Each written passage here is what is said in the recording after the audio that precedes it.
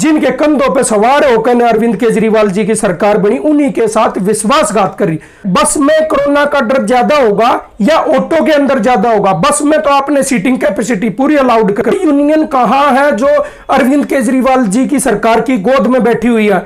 क्या वो कठपुतलियां ही कहूंगा मैं पूरे होशवास में कर इस चीज का विरोध कर सकती है? ऑटो टैक्सी में कोरोना फैलता नजर आ रहा है और बस में कोरोना का इलाज नजर आ रहा है, जो उसमें सवारी बढ़ा दी, जबकि बसों में एक बार सोचा जा सकता था कि सवारियां ज्यादा आती है, ज्यादा लोग एक साथ सवार होंगे तो कोरोना फैल सकता है। नमस्कार दोस्तों, किस तरह से दिल्ली में अरविंद केजरीवाल जी की सरकार का पूरी तरह से संविधान से विश्वास उठ चुका है। संविधान हमारा अधिकार देता सबको बराबरी का, लेकिन यहां बराबरी तो छोड़िए, ये पूंजीपतियों की तरफ हमारे देश की सरकारें निकल चुकी हैं। क्यों मैं ऐसा कह रहा हूं? आप ये अखबार की पहले कटिंग देखो, आज पूरी तरह से विस्तार से बताएंगे। दिल्ली सरकार की पोल खोलेंगे, किस तरह से कुछ चुनिंदा लोगों के पीछे उनको फायदा पहुंचाने के लिए, अपना फायदा करने के लिए, जनता को लूटने के लिए किस तरह के आदेश दिल्ली सरकार भी लेकर आ रही है। दमन करना चाहती है दिल्ली वासियों का, दिल्ली वासियों को लूटना चाहती है। इस तरह से इनको देखा जाए तो ये जेब काट रहे हैं, सिर्फ पानी और बिजली का जुमला उछालते रहते हैं, जो कि सबको पता ही है किन लोगों को पानी और बिजली मिलती है। पहले ही ट्रांसपोर्ट सेक्टर के ऊपर जो अरविंद केजरीवाल जी की मार चली हुई है वो किसी से छुपी नहीं है। पहले एक बार इस आदेश को पढ़ लेते हैं जो आज का किशन वर्मा जी के हवाले से पेपर में छपी हुई है नवभारत टाइम में। इसमें लिखा हुआ है, अभी दिल्ली में ऑटो और ई रिक्शा में 2 सवारियों को ले जाने की इजाजत है, साथ ही टैक्सी, कैब, ग्रामीण सेवा, फटफट सेवा में भी 2 सवारियां, मैक्सी कैब में 5 सवारियां और आरटीवी में 11 सवारियां ही मंजूरी है। लेकिन डीडीएम में कि इस फैसले को ऑटो टैक्सी संगठनों ने सवाल उठाया है। All Delhi auto taxi transport Congress union के अध्यक्ष किशन वर्मा का कहना है कि संगठन की ओर से एलजी से अपील की गई है कि ऑटो टैक्सी में भी सीटिंग कैपेसिटी के हिसाब से सफर की छूट दी जाए। उन्होंने कहा कि जब मेट्रो और बसों को सीटिंग कैपेसिटी से यात्रियों को लाने ले जाने की छूट मिल रही है, तो फिर क्या वजह है कि ऑटो टैक्सी चालकों को सीटिंग कैपेसिटी के हिसाब से सवारियों को ले जाने की इजाजत नहीं दी गई? ये साफ मामला है। किस तरह से जिनके कंधों पे सवार होकर अरविंद केजरीवाल जी की सरकार बनी, उन्हीं के साथ विश्वासघात करी।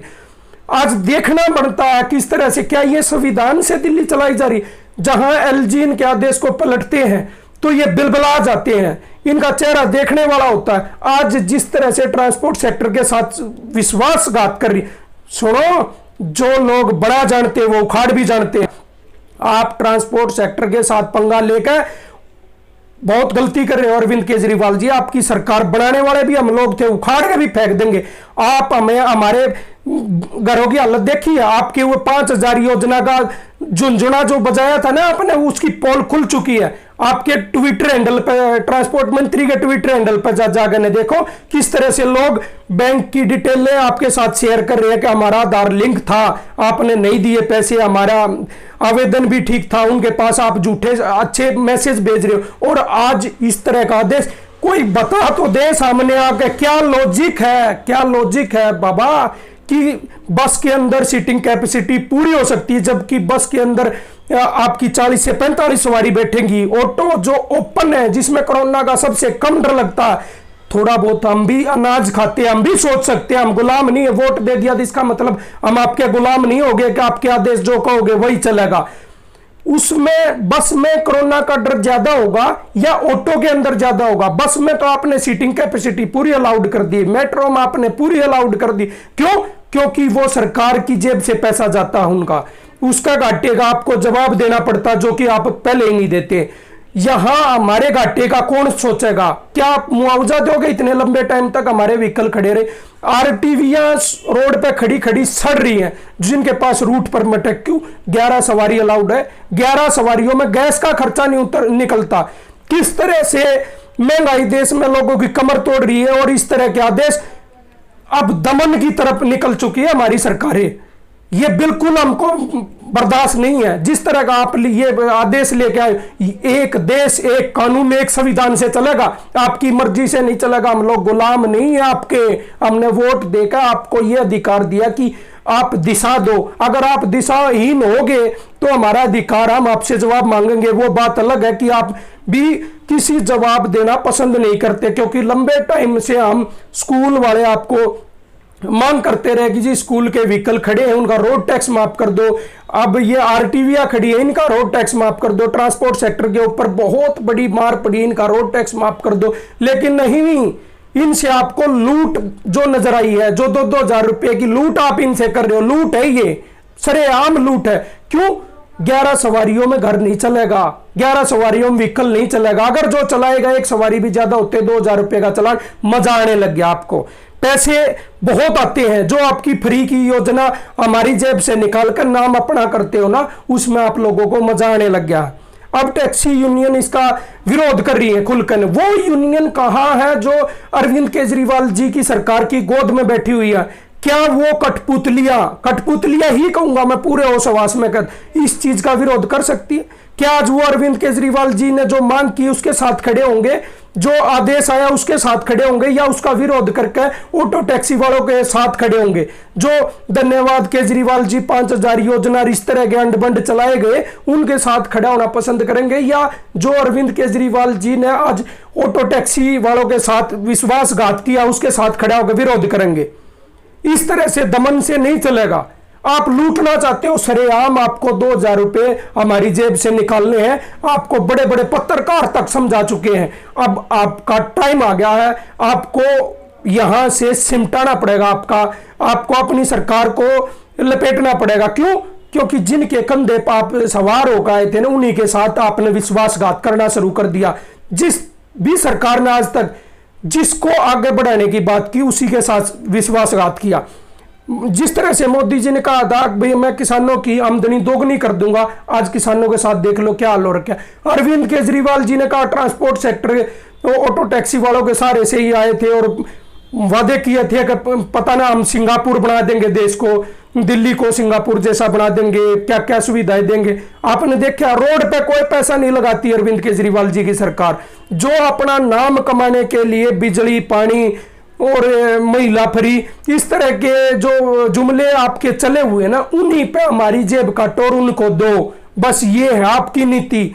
इसका खामियाजा आपको भुगतना पड़ेगा, जरूर भुगतना पड़ेगा। ये दमन है, ये सरकार नहीं है। और मैं सभी भाइयों से ये भी कहना चाहूंगा, जो इन काला कानून जिस तरह से हमारे से ऐठे जाते हैं, कोर्ट से विश्वास उठ गया, संविधान से विश्वास उठ गया। जो 2000 रुपए का सोशल डिस्टेंसिंग का और मास्क का चालान काटा जाता है वो कोर्ट तक नहीं पहुंचता। किस तरह से आपको कोर्ट से भी विश्वास उठ गया। अब टाइम आ चुका है इनके जो ये आदेश लेकर आ रहे हैं। अगर दिल्ली में बसों के अंदर सवारी पूरी अलाउड होंगी तो ऑटो भी करनी पड़ेगी, टैक्सी भी करनी पड़ेगी, आरटीवी भी करनी पड़ेगी। नहीं की तो अब चालान कटवाना शुरू कर दो और कोर्ट में जाकर चैलेंज करेंगे उन चीजों को और पूछेंगे कि आपने किस आधार पर ऑटो टैक्सी में कोरोना फैलता नजर आ रहा है और बस में कोरोना का इलाज नजर आ रहा है, जो इसमें सवारी बढ़ा दी। जबकि बसों में एक बार सोचा जा सकता था कि सवारियां ज्यादा आती है, ज्यादा लोग एक साथ सवार होंगे तो कोरोना फैल सकता है, लेकिन नहीं। ट्रांसपोर्ट मिनिस्टर भी इन आदेशों को, ऐसा नहीं है कि इनके सामने नहीं आया, इनको पता नहीं। ये आप देख सकते हो, ट्रांसपोर्ट मिनिस्टर भी इनको ट्वीट करते हैं। यहां तक कि ट्रांसपोर्ट डिपार्टमेंट भी इसको ट्वीट करके जानकारी देता है, बताता है कि बसों में, मेट्रो के अंदर तो सवारियां 100% कैपेसिटी के साथ अलाउड कर दी गई है, लेकिन स्टैंडिंग नहीं अलाउड है। बाकी आरटीवी, ग्रामीण सेवा, ई रिक्शा, फटफट सेवा, आरटीवी वगैरह और ऑटो में 50% कैपेसिटी के साथ ही चलना पड़ेगा। नहीं चलोगे तो 2000 रुपए देने पड़ेंगे। इस 2000 के चक्कर में आपको नहीं पता आप अपनी कितनी बड़ी राजनीतिक कब्र खोद रहे हो। विश्वास उठ चुका है अरविंद केजरीवाल जी, हम वही लोग हैं जो आपका झंडा उठाते थे। आज आपकी छतरी के नीचे ऐसा लगता कि हम गुलाम हो चुके हैं। हिंदुस्तान को गुलामी की तरफ कुछ चुनिंदा लोगों को फायदा पहुंचाने के लिए गुलामी की तरफ ले जाया जाता। क्या बदला? आप क्लस्टर में और आरटीवी में क्या ऐसा आपने लगाया उसके अंदर कि उसमें कोरोना नहीं फैलेगा, और आरटीवी में 25 सवारियां बैठेंगी तो कोरोना फैल जाएगा, बस के अंदर 40-50 बैठेंगी तो कोरोना नहीं फैलेगा। लॉजिक नहीं है किसी बात का। इसका किशन वर्मा जी ने पूरी तरह से विरोध किया। हम सब लोगों को इसका विरोध करना चाहिए। वीडियो को ज्यादा से ज्यादा साथियों तक शेयर करके और उनको जगाओ कि ये सरकार अब दमन की तरफ निकल चुकी है, ट्रांसपोर्ट सेक्टर का को बर्बाद करना चाहती है, उसका बेड़ा गर्क करना चाहती है। अब हमें ये मंजूर नहीं है। जिस तरह से किसानों ने अपने ऊपर लगा हुआ जो काले कानून सरकार लेकर आई थी वो नहीं मंजूर कर दिया, इसी तरह से हमें भी अब अरविंद केजरीवाल जी की सरकार के ये उल्टे सीधे कानून जो वो बोल देंगे वही कानून, संविधान बचा नहीं, जो एक देश एक कानून एक संविधान की बात करते थे वो अब देश में नहीं बचा। तौबा करनी पड़ेगी अब सरकारों को, नोटा ही विकल्प बच गया अब हमारे देश में। आने दे अब इलेक्शन में अरविंद केजरीवाल जी को, जब हर बात का जवाब लेना पड़ेगा। आज हमारे से भागते घूमते इनके एमएलए तक, किसी के पास इतना टाइम नहीं है कि एक बार मिलकर स्कूल वालों की समस्या सुन सके, और ऊपर से इस तरह के आदेश। तो भाई जागो और इन तक ये वीडियो पहुंचाओ कि पता चल सके कि ट्रांसपोर्टर इनसे कितने खपा है, जिनके कंधों पर सवार होकर ये अरविंद केजरीवाल जी आए थे। आज अब हम कंधा भी निकाल जानते हैं इनके नीचे से। घमंड हो चुका है, सत्ता का घमंड हो चुका। प्रधानमंत्री का ख्वाब देखते हैं, अभी से ये दमन की तरफ चल पड़े, अभी से संविधान में विश्वास नहीं रहा है इनका, तो प्रधानमंत्री की कुर्सी दे दे इनके हाथ में, बहुत बढ़िया।